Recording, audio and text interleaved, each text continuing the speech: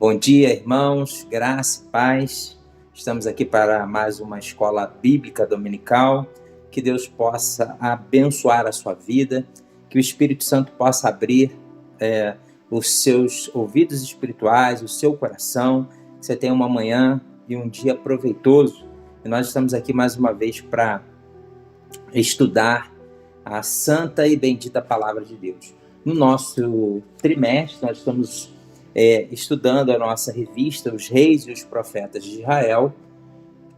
A lição de hoje é a lição número 4, ao qual nós vamos tratar do que diz a lição Um Coração Sábio e Entendido, falando do pedido de Salomão, quando Deus o aparece, e Salomão pede a Deus um coração sábio e entendido para que pudesse julgar o povo dentro das necessidades governamentais. E é sobre isso que nós vamos falar um pouco da nossa aula, vamos estudar. O nosso texto base, ele se encontra lá no primeiro livro dos Reis, capítulo 3. Depois eu sugiro que você faça uma leitura do capítulo todo. Nós não vamos fazer a leitura de todo o capítulo, mas nós vamos fazer uma leitura daquilo ao qual nós gostaríamos de destacar nessa manhã. Eu gostaria de iniciar então, o nosso estudo fazendo uma oração, pedindo a Deus que nos abençoe. Se você puder ir da sua casa, curvar a sua cabeça e me acompanhe em oração. Senhor, nós te agradecemos porque estamos aqui para estudar a tua palavra e nós temos tido essa oportunidade todos os domingos pela manhã. A cada professor que tem se dedicado, que tem feito a sua parte, que o Senhor abençoe. A nós também, não seja diferente no dia de hoje, para que a tua palavra surta efeito no nosso coração e que venhamos a aprender um pouco mais, a beber um pouco mais da tua palavra e nos saciar dentro daquilo que o Senhor tem para tratar conosco. Em nome de Jesus, amém. Como nós dissemos, nós não vamos abordar o trecho, o capítulo todo do primeiro livro de Reis 3, mas nós vamos nos dedicar a ler dos versículos 3 ao versículo 15. Então abra a sua Bíblia, primeiro livro dos Reis 3, dos versículos 3 ao versículo 15, que diz assim: Salomão amava ao Senhor andando nos preceitos de Davi, seu pai, porém sacrificava ainda nos altos e queimava incenso. Foi o rei a Gibeão para lá sacrificar, porque era o alto maior, e ofereceu 1000 holocaustos Salomão naquele altar.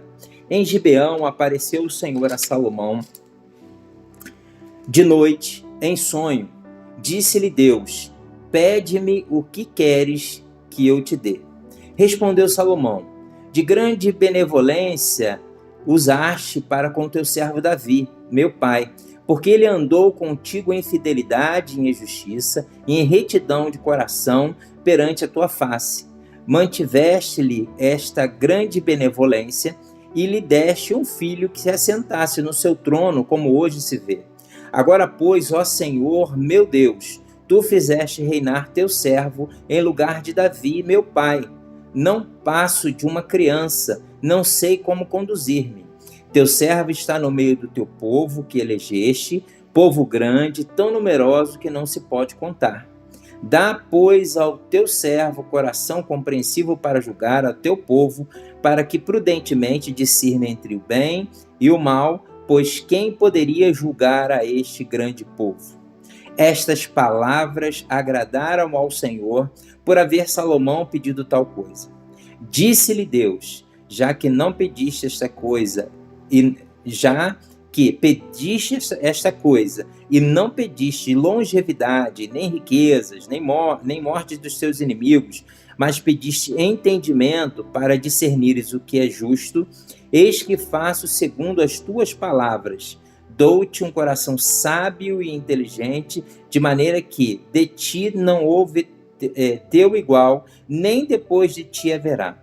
Também, até o que me pediste, até o que não me pediste, eu te dou, tanto riqueza como glória, que não haja teu igual entre os reis por todos os teus dias. se andares nos meus caminhos e guardares os meus estatutos e os meus mandamentos, como andou Davi, teu pai, prolongarei teus dias. Despertou Salomão, e eis que era um sonho. Veio a Jerusalém, pôs-se perante a arca da aliança do Senhor, ofereceu holocaustos e apresentou ofertas pacíficas e deu um banquete a todos os seus oficiais. Esse é o nosso texto, nós vamos destacar no estudo dessa manhã. Então, um coração sábio e entendido foi o pedido de Salomão acerca daquilo que Deus propôs-lhe a lhe dar. Muito bem. Irmãos, é importante nós entendermos o que está acontecendo aqui quando nós lemos esse episódio aqui no livro dos Reis, que também está paralelamente lá nos livros de 1º e 2º Crônicas. É entender que o pano de fundo aqui é a transição entre o reinado de Davi e a ascensão de Salomão ao trono. Então, ali há uma ligação entre o findar do reinado de Davi e o início do reinado de Salomão por conta de uma continuidade. A impressão que nos dá, né, é que a vontade de Deus é que houvesse uma continuidade. Não houve uma interrupção, mas houve uma continuidade, uma harmonia na ascensão do rei Salomão. Então, essa transição entre Davi, né, e Salomão é agora, como nós lemos aqui, Davi já morto, né? Então, após essa morte, Salomão então encontra-se literalmente sozinho, governando Israel e necessitando de um coração sábio. No capítulo 2, também do livro dos Reis, Davi aconselha Salomão e morre. Agora é tudo com Salomão, o governo está em suas mãos. Acredita-se aqui que Salomão estivesse com 20 anos de idade aproximadamente quando assumiu o trono em Israel. Em que pese no versículo 7, como nós lemos aqui, em que o próprio Salomão, né, se identifica como uma criança, ele diz o seguinte no versículo 7, não passo de uma criança, não sei como conduzir-me.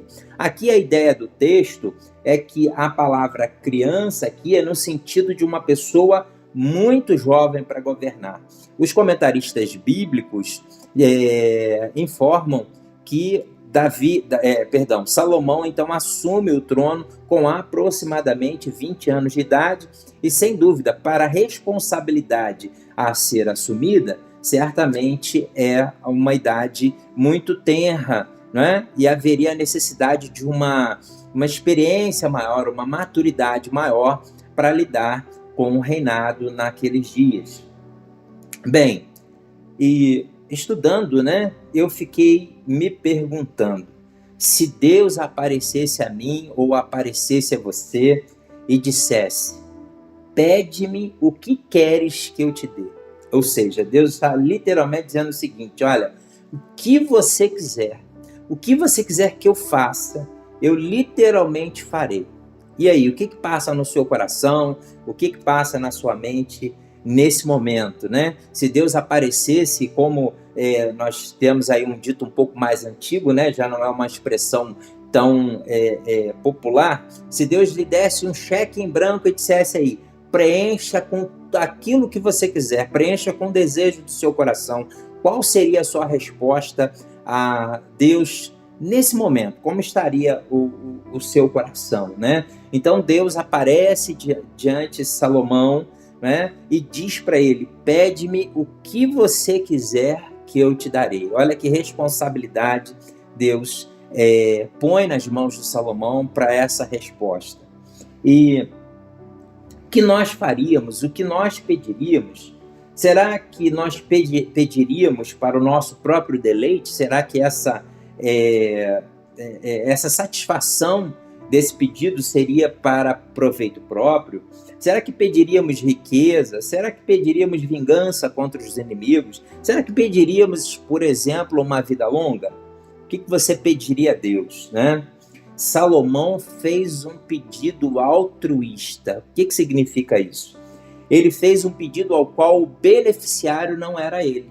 Talvez isso é que tenha agradado tanto ao Senhor, porque o pedido que ele faz, em nenhum momento é um pedido que, pelo menos num primeiro momento, vá beneficiá-lo. Ao contrário, ele faz um pedido ao qual o povo escolhido por Deus, amado por Deus, seria beneficiado por conta do pedido. Esse pedido altruísta, aquele que abre mão de si mesmo em função do próximo. Ele pede um coração compreensivo para julgar o povo, para discernir de forma prudente entre o bem e o mal. Então, o beneficiário direto deste pedido não era Salomão, mas o povo. E isso agrada de uma maneira profunda o coração de Deus. E olha que interessante, depois o próprio Salomão vai escrever a respeito desse governante com coração sábio. Ele mesmo lá em Provérbios 29:2 vai nos trazer o seguinte, né? Ele vai ratificar essa questão do coração sábio. Provérbios 29:2 vai dizer o seguinte: quando os justos governam, alegra-se o povo, mas quando o ímpio domina, o povo geme. Então, um povo ao qual está debaixo de governantes justos, de governantes sábios, né, de governantes prudentes, nós vemos que este povo se alegra. Mas, quando o ímpio domina, o povo geme. Outra coisa também que nós precisamos entender é o contexto do que acontece, também o pano de fundo espiritual dessa questão da aparição ao Senhor em relação a Salomão, né? Isso tudo está acontecendo debaixo de um contexto. E que contexto é esse ao qual o Senhor aparece a Salomão? O Senhor não aparece a Salomão numa noite qualquer, num momento qualquer, né? Numa situação em que seria de um dia corriqueiro, depois de um dia de trabalho. Nós vemos aqui que dentro desse contexto, Salomão está num processo de culto ao Senhor, provavelmente por conta da sua ascensão. Nós estamos lendo aqui no capítulo 3, justamente, pelo menos os comentaristas bíblicos nos garantem, que seria uma continuação. Quando ele vai sacrificar, que está aqui no versículo 3, lá em Gibeão, ele está numa continuidade de culto por conta da sua ascensão.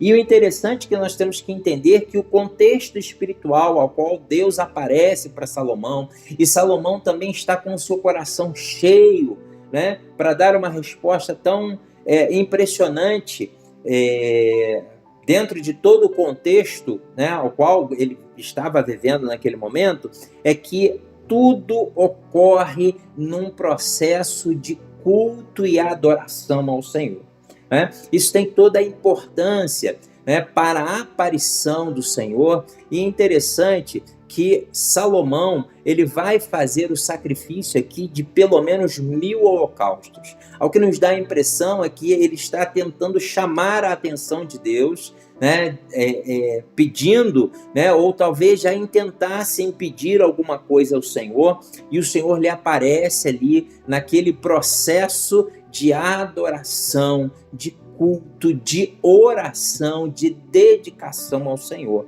E o Senhor ali se manifesta a ele, né? Deus não aparece do nada. Deus se manifesta no contexto da adoração prestada por Salomão. O coração de Salomão está voltado a Deus nesse momento, está inclinado às coisas santas e às coisas retas. E eu acredito que por conta desse clima cultual é que Salomão pôde discernir também no seu coração um pedido tão significativo, né?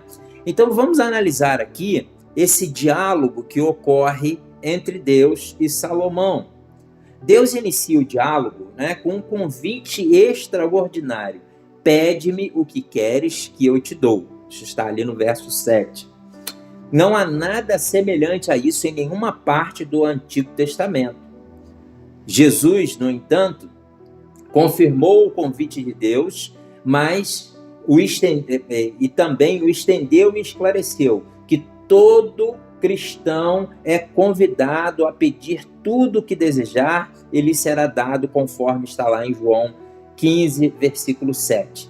Sempre que a oração for feita mediante a fé, no nome de Jesus, né? O problema é que para muitos cristãos, né, não é se eles receberão algo quando pedirem, mas se eles vão pedir alguma coisa. Salomão estava pelo menos disposto a acreditar que Deus estava falando sério, ou seja, que Deus cumpriria aquilo que estava prometendo. Salomão precisava, acima de tudo, do reconhecimento à frente do povo de que Deus tinha lhe dado dons necessários para conduzir aquele período de reinado. Então, é necessário nós entendermos esse contexto, né? De que Deus vai cumprir aquilo ao qual está nos oferecendo e vendo também a nossa necessidade, né? Então, o diálogo se inicia com: pede-me o que queres que eu te dê. Muito bem. Dentro desse contexto, dentro desse diálogo, dentro da resposta de Salomão, e certamente também da resposta em que Deus dá a Salomão, acrescentando, além de sabedoria, né, bens materiais, nós vamos entender dentro desse contexto, meus irmãos, minhas irmãs, que tudo provém de Deus. É a segunda coisa que eu gostaria de destacar aqui. Tanto a sabedoria quanto a riqueza. Duas linhas conectam esses assuntos aparentemente independentes. A primeira é que tanto a sabedoria quanto a riqueza são dons de Deus, né? É algo que nos impressiona, porque apesar de Deus ter dado a liberdade a Salomão de pedir aquilo que ele bem entendesse, tudo provém do Senhor. Todos os dons, todas as riquezas, tudo é o próprio Senhor quem providencia, e não foi diferente no caso de Salomão. Salomão pede sabedoria e Deus acrescenta também os aparatos materiais. Então, do Senhor provém tanto a riqueza quanto da sabedoria. Isso se torna muito claro pela resposta do próprio Deus à oração de Salomão, versos 11 e 12, que diz assim: disse-lhe Deus, já que pediste esta coisa e não me pediste longevidade, nem riqueza, nem a morte dos teus inimigos, mas pediste entendimento para discernir o que é justo, eis que faço segundo as tuas palavras. Dou-lhe um coração sábio e inteligente, de maneira que antes de ti não houve teu igual, nem depois de ti haverá. Também o que não me pediste eu te dou, tanto riqueza como glória, que não haja teu igual entre os reis por todos os seus dias. Acrescentei aqui o versículo 13. Então, ao que nos parece, quando Deus responde e Deus acrescenta a Salomão também os bens materiais, riqueza e glória, isso nos parece, né, que Deus está respondendo à oração de Davi lá no primeiro livro de Crônicas, 29, do 10 ao 16. Né? Parece que foi uma preparação mais adequada quando Davi declara, né, de que todas as coisas pertencem ao Senhor, de que toda glória, de que toda riqueza provém do Senhor. Ele, naquele momento de sua despedida, ele declara isso ao Senhor, e o Senhor se manifesta ao seu filho Salomão, lhe dando justamente todas as coisas aos quais Davi declara que pertencem ao Senhor, né? E a segunda coisa, né, que vai nos mostrar que tanto a sabedoria quanto a riqueza chegam às mãos de Salomão, e ele pode exercer isso, é que o templo, né, o próprio templo, a construção do templo é indicada pelo fato, né, de que esse capítulo, seguido imediatamente pelos preparativos da construção do templo. O templo é o exemplo principal do exercício de sabedoria de Salomão e do uso mais significativo da sua riqueza. Tudo isso surge no quadro de Salomão no culto, como mostra ser perfeitamente qualificado para construir um templo que será um templo para sacrifícios, uma casa de oração. De fato, o retrato do Salomão adorador é o foco principal do qual nós temos visto, né? Visto que a sua sabedoria e riqueza são resultado da sua oração e do seu comportamento diante de Deus. Tudo aponta que a oração é um ingrediente vital, tanto no reinado próspero, como também num culto aceitável ao Senhor.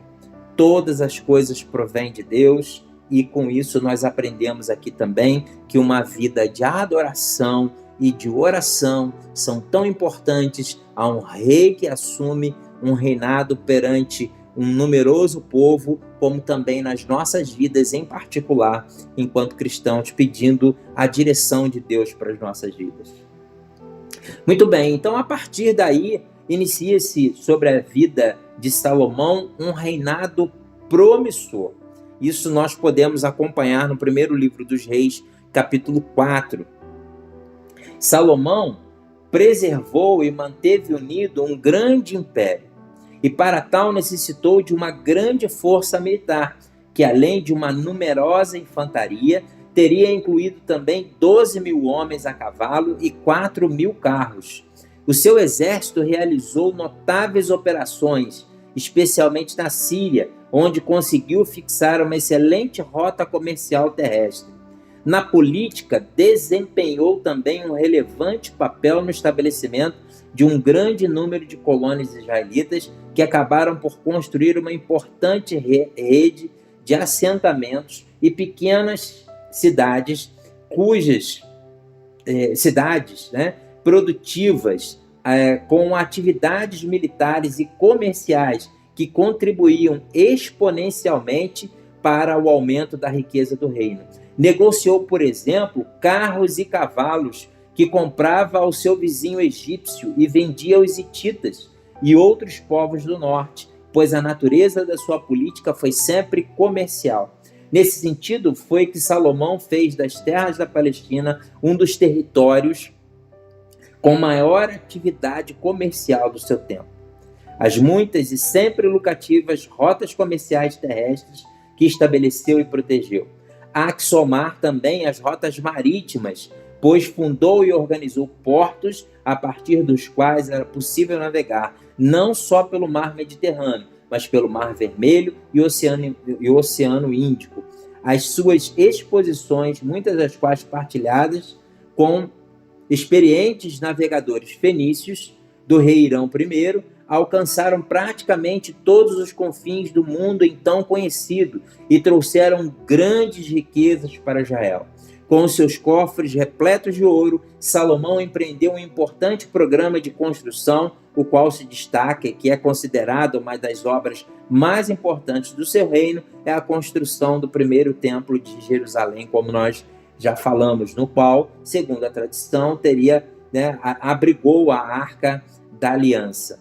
Então, nós vemos aqui que ele traça um reinado muito próspero, muito abençoado e certamente acumula muitas riquezas, cumprindo aquilo que o Senhor o prometera. Salomão, então, tem um reinado de sabedoria, é um reinado muito promissor, muito enriquecedor para Israel. Israel se torna uma nação muito rica.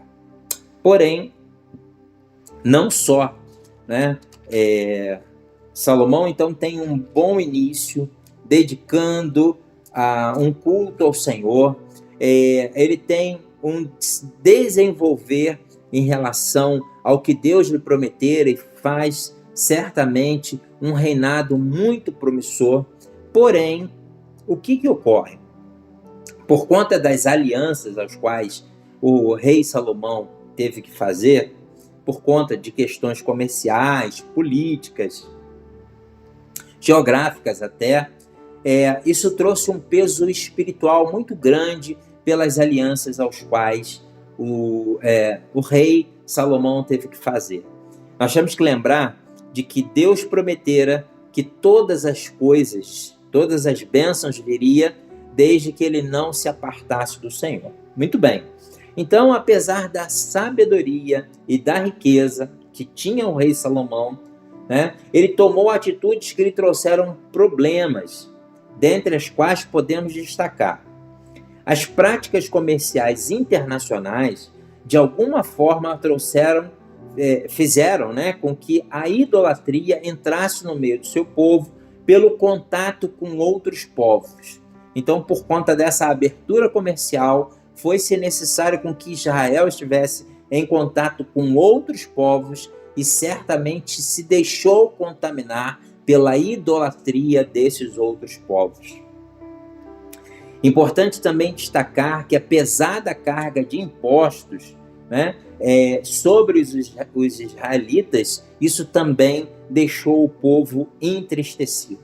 E sem sombra de dúvida, o que mais pesou sobre o declínio do rei Salomão foi a intensa poligamia, que certamente foi o principal meio pelo qual outros deuses começaram a ser considerados em território hebreu.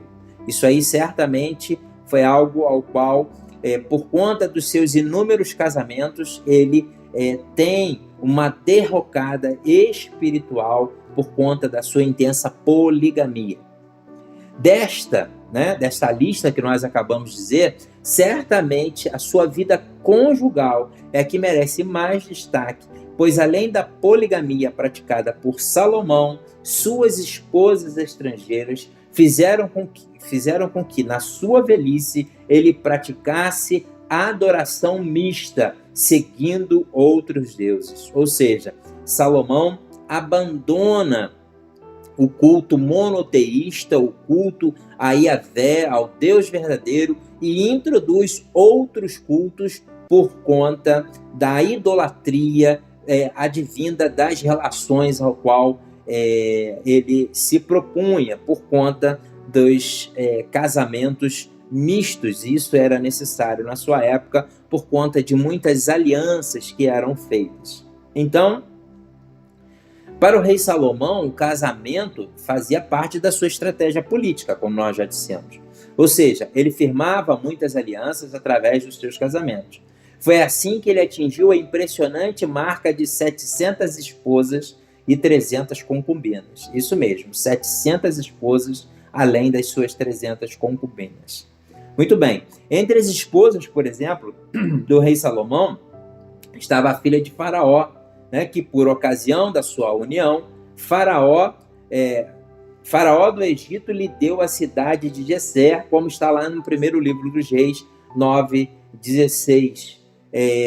Então nós vemos que Salomão estabelece uma série de relacionamentos aos quais, dentro da sua vida, não são promissores, porque lhe trazem ali uma vida espiritual muito perniciosa, muito perigosa. O grave pecado do rei Salomão foi afrontar a adoração, como nós já falamos, a adoração monoteísta em Israel, quando começou a seguir outros deuses para satisfazer as suas esposas estrangeiras. E certamente tal pecado, o pecado da idolatria, não poderia ficar impune. Tal comprometimento, ou seja, esse comprometimento espiritual, foi reprovado pelo Senhor, que por sua misericórdia e amor a Davi, suspendeu seu julgamento total durante o período da vida de Salomão. Ou seja, não lhe tirou o reino, mas após a sua morte o castigo foi derramado e o reino foi retirado de seu filho na ocasião em que o reino de Israel foi dividido. Meus irmãos, as consequências do pecado, elas certamente vêm sobre a vida do pecador. Nós somos agraciados com perdão, mas as consequências do pecado, elas podem nos atingir. Mesmo em vida, Salomão experimentou as ameaças dos inimigos levantados por Deus, né? Situação em que ele conseguiu, na inauguração do seu reinado, paz em relação aos inimigos. Ele conseguiu dominar parte dos inimigos fronteiriços, mas, como nós vimos aqui, pelo entristecimento do coração de Deus, Deus permite que fossem levantados inimigos contra Salomão, ainda mesmo em vida. Por exemplo, Jeroboão era um líder forte e trabalhador que se rebelou contra as políticas do rei Salomão, e nos dias de seu reinado, e nos dias de reinado do filho de Salomão, Roboão, ele dividiu o reino de Israel em duas partes, norte, Israel, e sul, Judá, e se tornou rei sobre as 10 tribos do norte. Apesar de encerrar a sua vida de forma melancólica, deixando o reino desgastado e prestes a ruir, o rei Salomão, sem sombra de dúvida, fez contribuições importantíssimas para Israel, sendo aquele que construiu o templo, o que colocou Israel no cenário internacional e foi o principal autor da literatura da sabedoria hebraica. Também é importante destacarmos, meus irmãos, que toda a glória e todo o esplendor do reino de Salomão certamente tipificou, exemplificou o reino eterno do Messias, de forma que o Salmo 72, no frequente uso de uma linguagem hiperbólica, ao mesmo tempo que se refere a um rei humano, também prenuncia a Cristo, né? Certamente a vida do rei Salomão reflete um pouco da glória de que viria a ser revelada no Messias, o nosso Senhor e Salvador. E eu quero pensar com você, para nós já caminharmos para o encerramento da nossa aula, e pensar o seguinte, né? Tanto na vida espiritual, quanto na vida material, e em todos os aspectos das nossas vidas, é importante nós começarmos bem, assim como Salomão começou muito bem. É importante seguirmos bem durante a nossa caminhada, e Salomão também, na sua sabedoria e na sua aplicação da sua vida, de tudo aquilo que o Senhor lhe concedeu, também seguiu de uma forma benéfica durante um bom período de sua vida. Mas, infelizmente, ao que pelo menos nós lemos, Salomão nos deixa uma experiência de que ele não termina bem. E eu gostaria de pensar com você de que nós temos que começar bem, se possível for, caminhar bem e seguir bem, mas principalmente terminarmos a nossa vida de maneira a ficar tudo bem. E eu fico pensando, né, para finalizarmos a nossa aula, se nós, ao terminarmos, né, a nossa vida terrena, qual será o legado espiritual deixado? O que dirão as nossas famílias e os nossos amigos ao fim das nossas vidas?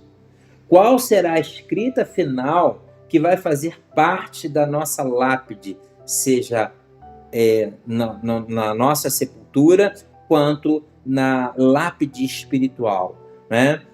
Muitas vezes nós não começamos bem, talvez pelo caminho não seguimos bem, mas temos que nos esforçar para terminarmos bem, para termos a nossa vida eterna garantida. E eu gostaria de ler com você aqui a conclusão da nossa revista, que diz assim: por fim, há um problema de ser observado no próprio texto dessa lição, o texto que nós lemos, né? Salomão amava o Senhor, andando nos estatutos de Davi, seu pai, somente que nos altos sacrificava e queimava incenso.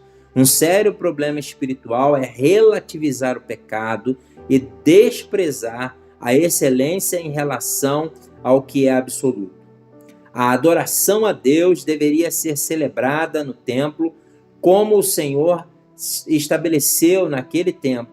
Assim carecia o coração de um rei um certo tipo de zelo, não relativizando as coisas espirituais. Esta falta de zelo do velho rei em relação à sua vida espiritual fora determinante para esse período sombrio de sua história. Com a morte do rei, termina a chamada, Era do Ouro da monarquia de Israel. Vimos que de um início promissor deu lugar a um final obscuro no reinado do grande rei Salomão. Os ressentimentos internos antigos entre as tribos do norte e a casa de Davi emergiram com toda a força e causou uma enorme ruptura no povo de Deus para sempre. É o que nós vamos ver, inclusive, na próxima lição, a lição de número 5. Então, irmãos, não relativizemos as coisas importantes, permaneçamos no amor ao Senhor, como foi estabelecido. Salomão amava o Senhor, andando nos seus estatutos, andando nos caminhos do Senhor, sem relativizarmos, para que possamos ter um final de excelência. Que Deus abençoe a sua vida, que Deus abençoe o seu domingo e que, se você puder, compartilhe os nossos vídeos, as nossas aulas, os nossos cultos. Se você use a internet, use aí as possibilidades para evangelizar, para consolar o coração de alguém, para falar de Jesus àqueles que estão desesperançosos. Que Deus te abençoe, que Deus guarde você, a sua família, e que você caminhe bem e termine bem, se assim o Senhor nos permitir. Um forte abraço, um excelente domingo.